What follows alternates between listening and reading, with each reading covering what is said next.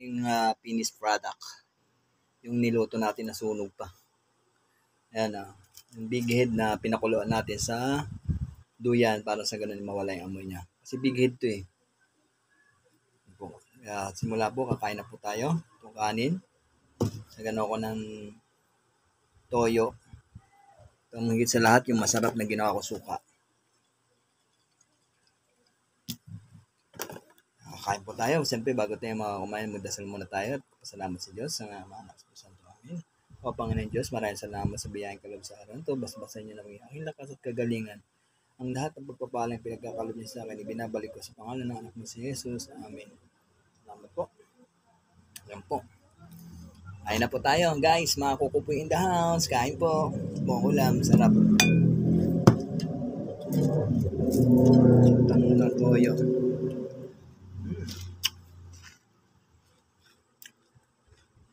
Lutong.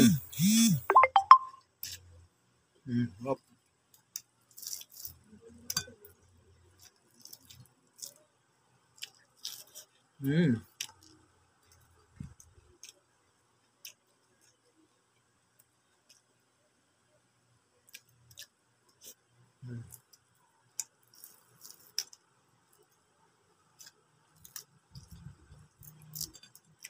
Sarap.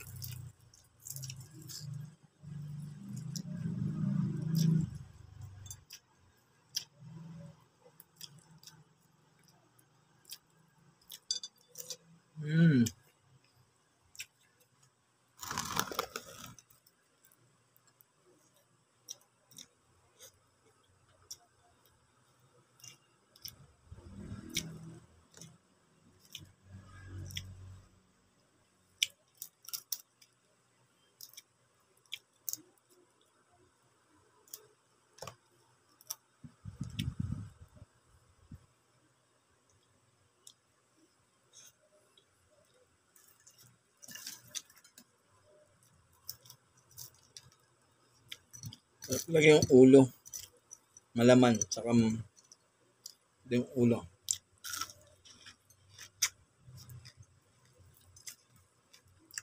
Stansya.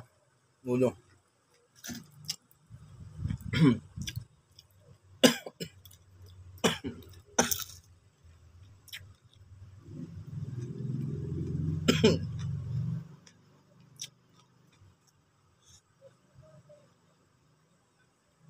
Tubig tayo. Tubig.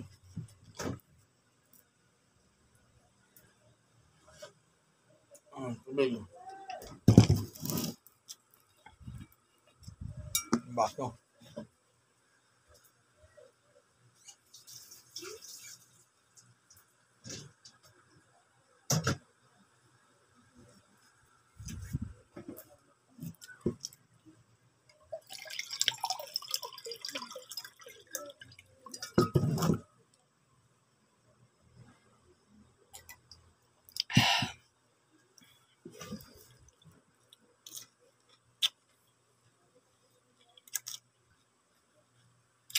Ano guys, hanggang dito na lang at maraming salamat sa panonood.